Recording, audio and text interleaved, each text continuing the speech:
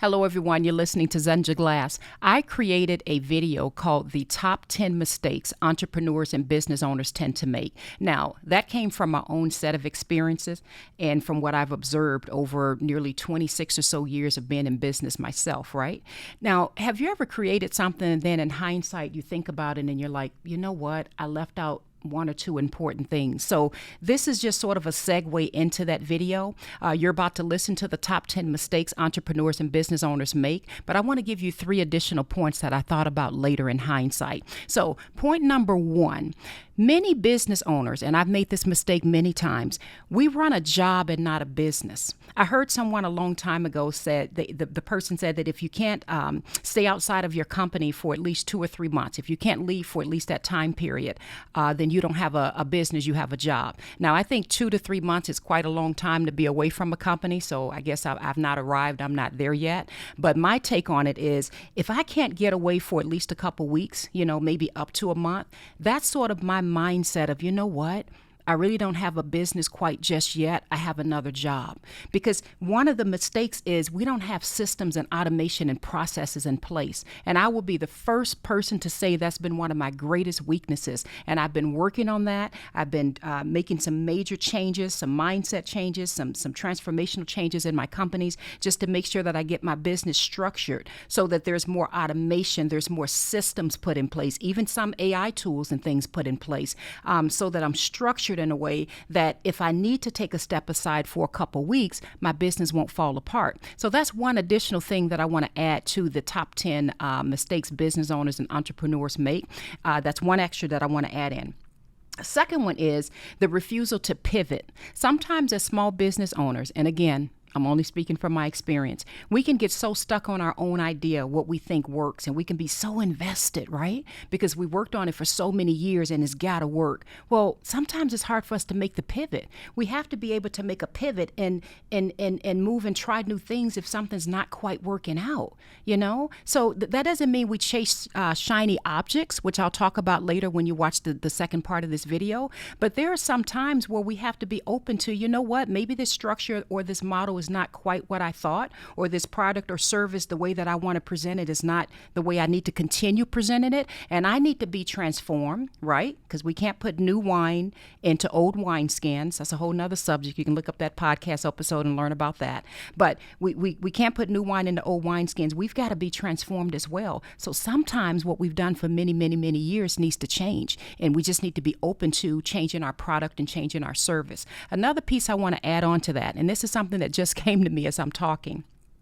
It's very hard for small business owners to let people go because typically our companies at most, I guess it depends on the company, is maybe 2 or 3 people helping us out. And then as we grow and scale, we hire more people on. And sometimes it's very, very hard to let someone go if they're not working out because one, in many cases, especially in my case, I love everybody, right? And I want to give everybody a shot, right? And you become so attached because they're almost like family, even though they really may not be the best fit for that position, or you thought they were the best fit or a great fit, and you find out they really don't have the skill sets to grow with you or to do what it is that you need for them to do. So that's just an extra one I'm just throwing in now. Now, the third one that I want to mention, and I wrote this down, I want to make sure I don't forget it.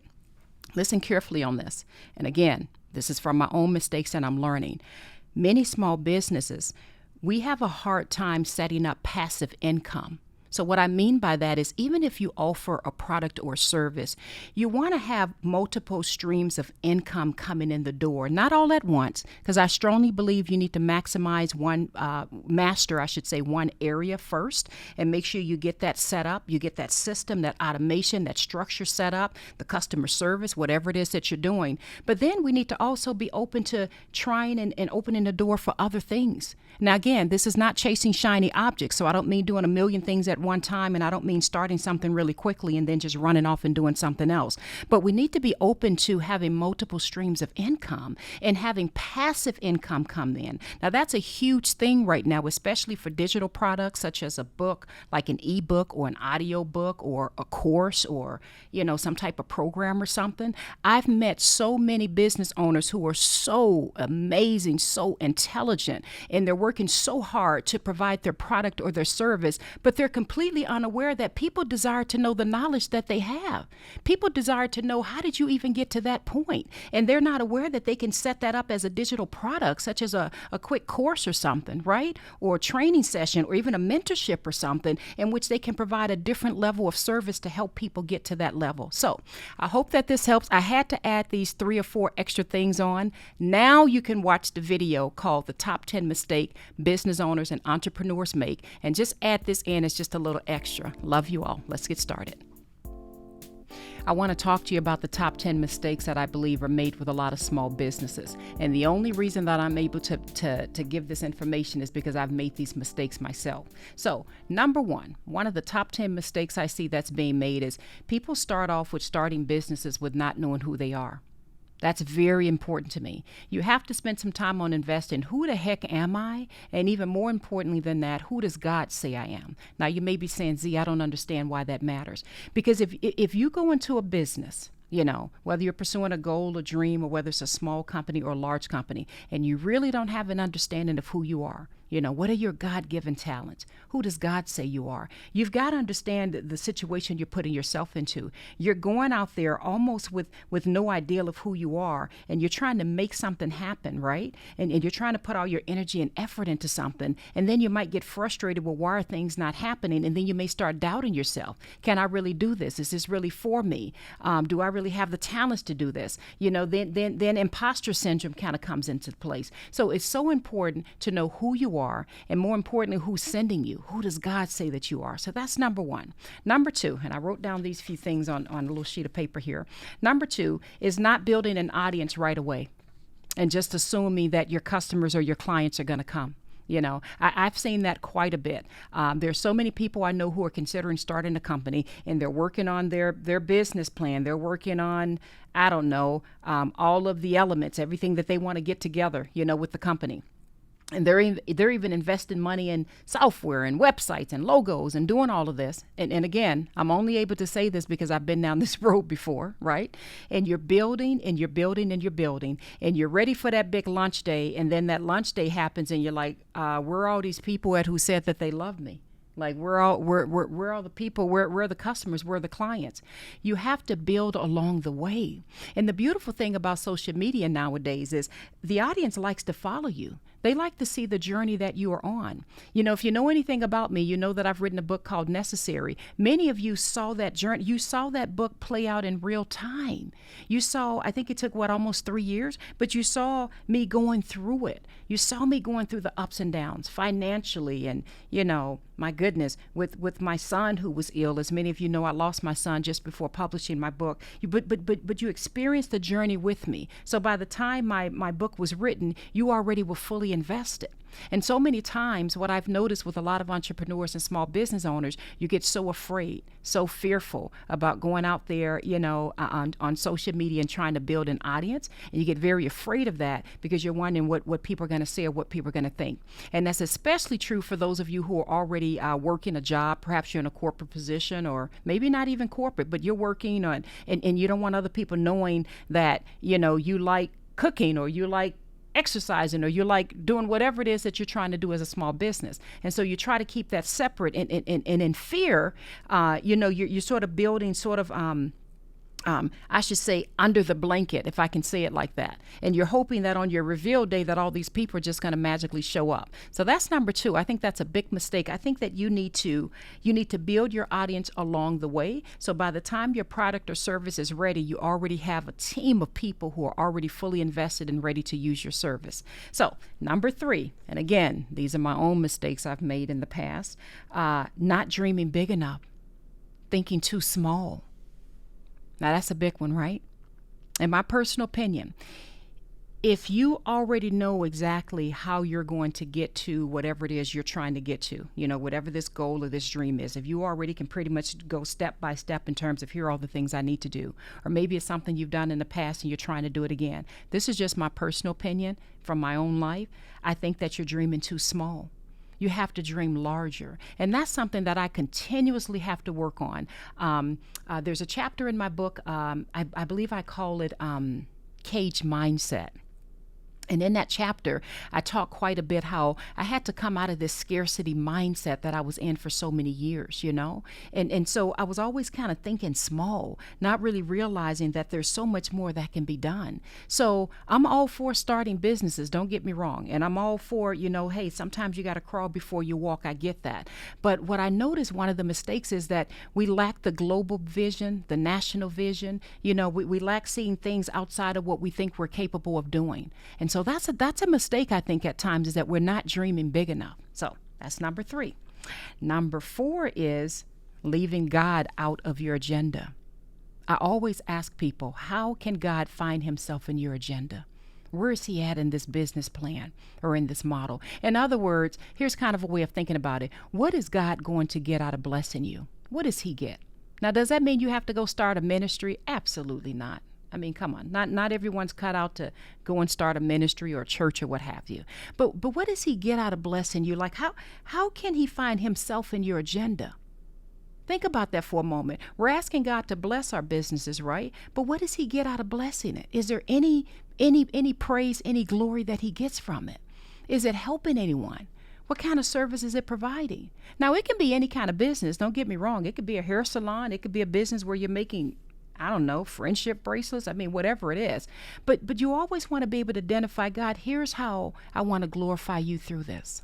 Here's how I want to help others through it. So, at least in my opinion, number 4, leaving God out of the agenda is one of the greatest mistakes that I see small businesses make. Not just small businesses, just businesses in general.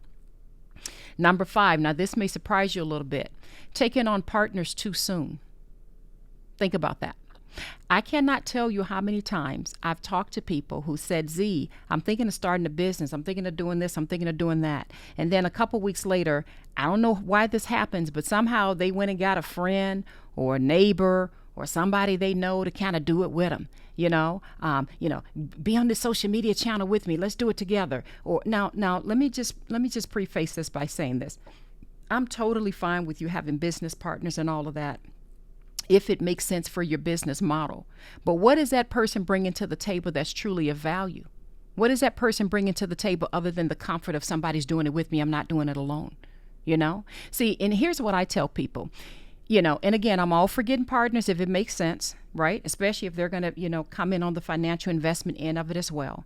But I always tell people, I say, when you're thinking about having a business partner, having someone with you, it's easy to do that when you're broke or when you don't have a lot of money, because then it just seems kind of fun, right? Like, yeah, let's do this together. Let's get a YouTube channel going together. Let's do such and such together. It's easy when you're kind of broke and it makes sense, right? And you may give the person $50 or $100 or maybe nothing at all because they're your friend, right? They're your cousin. They're your relative, right? But what happens when that money starts rolling in? What happens when brand deals and sponsorship deals start coming in? What happens when the business starts to scale and grow?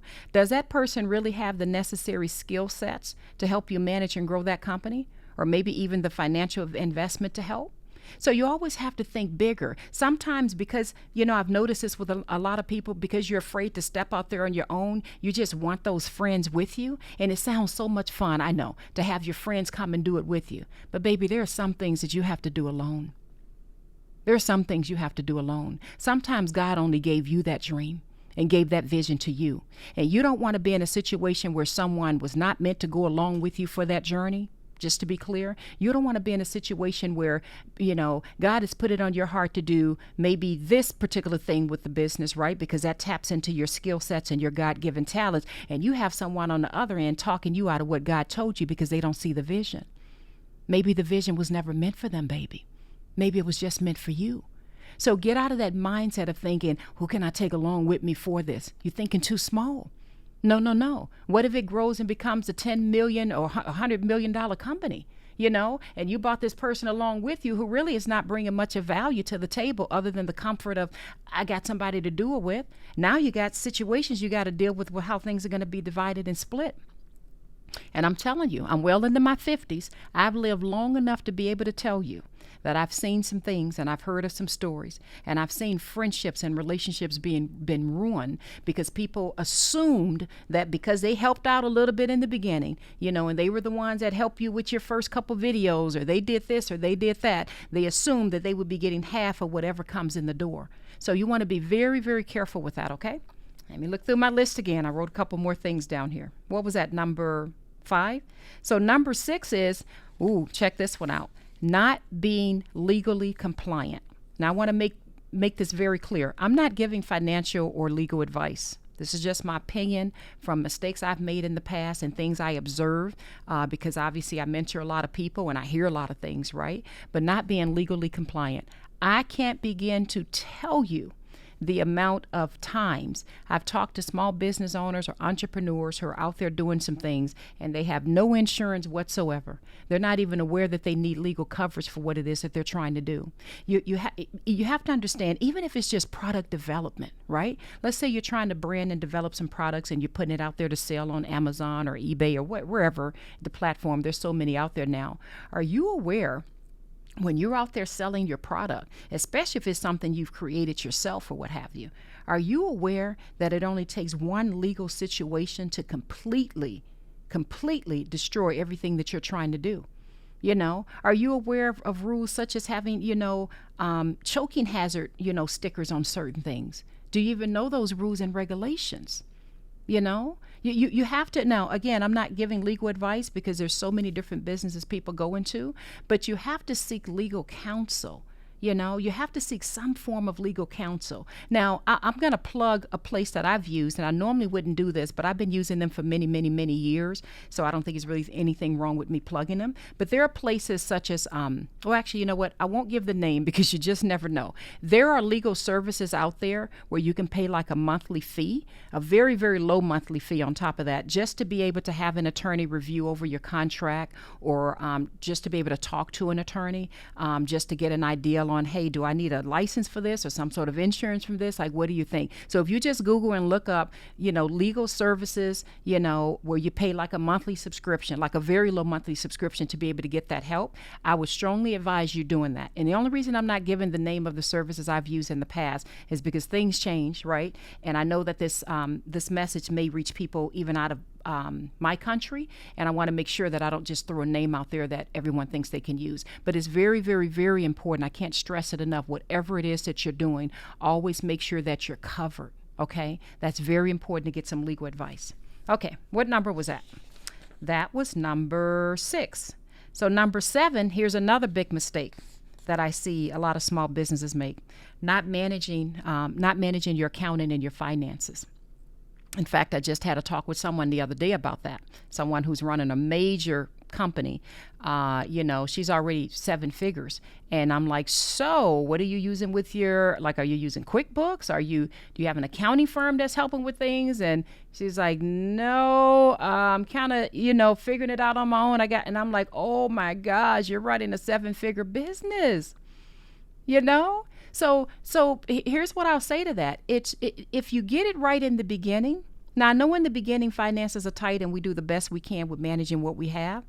But as quickly as possible, I would say you want to, at the very least, get an accountant or a bookkeeper, someone who can help you establish something. Whether you use QuickBooks or something totally different, that's up to you. But you really want to have your accounting and finances in order. Don't mix your personal with business, which happens a lot. I see that a lot. You need to have a clear cutoff that this is for business, this is for personal. Okay, so it's very, very, very important that you get your accounting in order. And the sooner you begin to get some sort of a CPA firm, or you really want to get, a firm with some credibility. But the sooner you're able to get that, the better, because you want to be able to show, your P&L reports and your financial statements and all those things. That's what can help you get like a line of credit or a loan, even with your banks. Many times what I've noticed is banks turn down a lot of small businesses because the finances and things are just not in order. We kind of do everything in one account. So that's very important. And again, I'm not giving legal or financial advice. I'm just giving my opinion in terms of make sure your finances and your accounting, all of that is in order. And please get yourself a reputable accountant or CPA firm or someone to help you get that established and set up, okay? So I think that was number 7? So number 8, here's another major mistake I see a lot of entrepreneurs and small businesses make.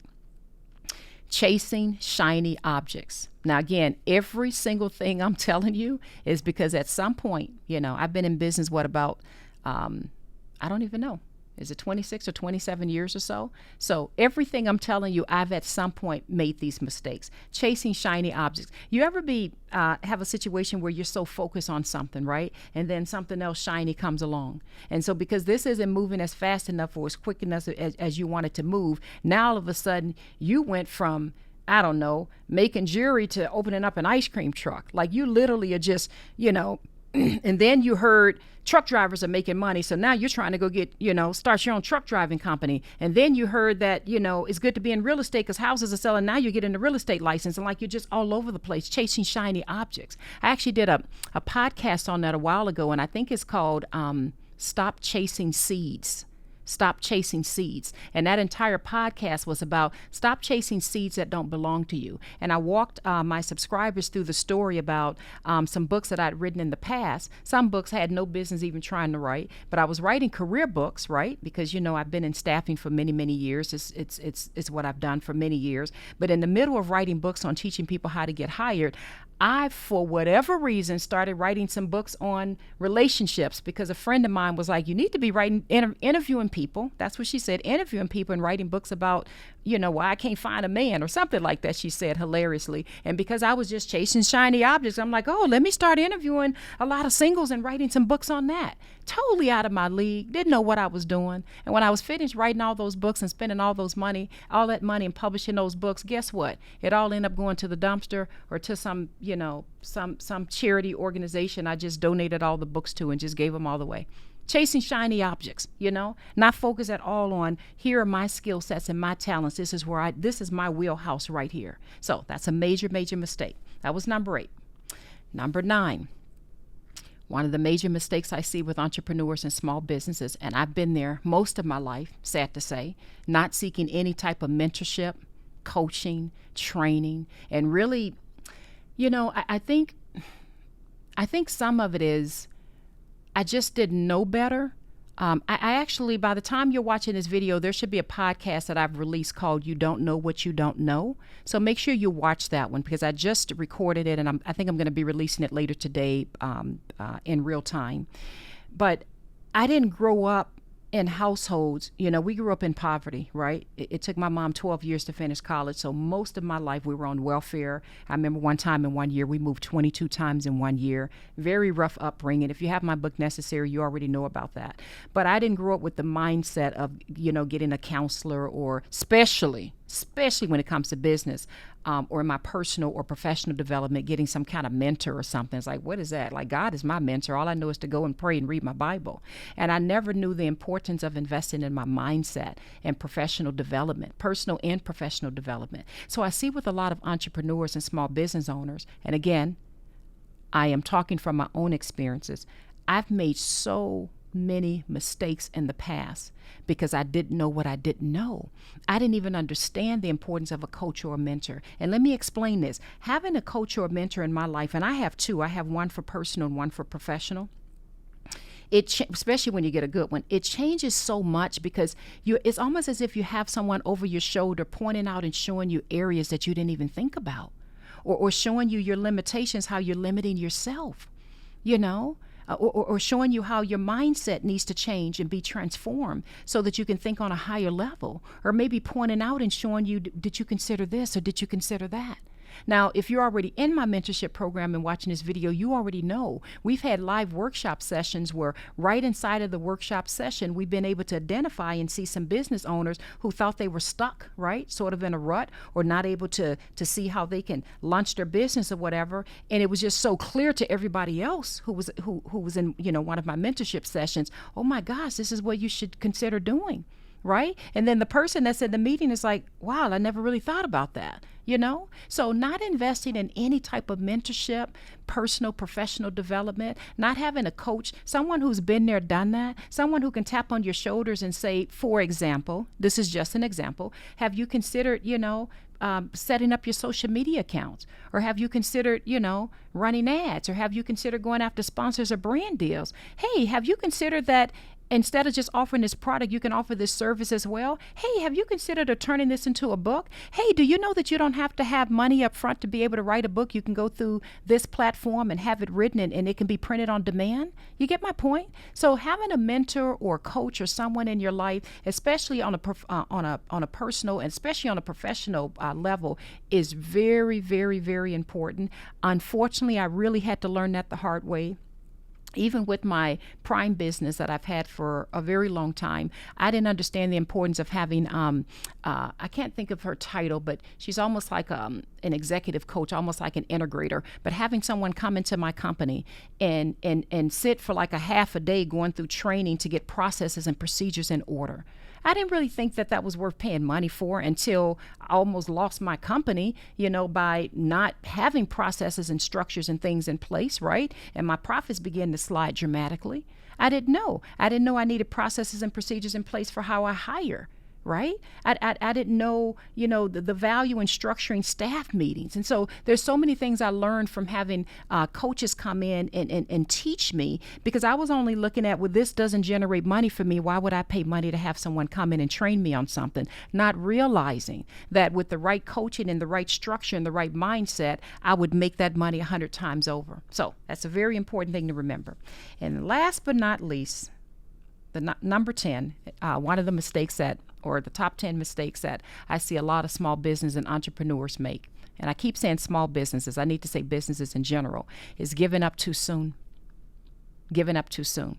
Just the other day, I talked about a person, I think the last name is Darby, who way back in the gold rush years, about how he found wherever the gold rush was taking place, where people were finding all this gold, but he found a nice spot, and it's called a vein, and that's when you have all this gold, coming in, and you can kind of mark it out and find the trail. But he found a nice vein, or fault line, I guess is what they call it, where the gold was at, and he began to dig and get the gold and get the ore and have it smelted and all of that. And this is a true story. This happened way, way back in the day.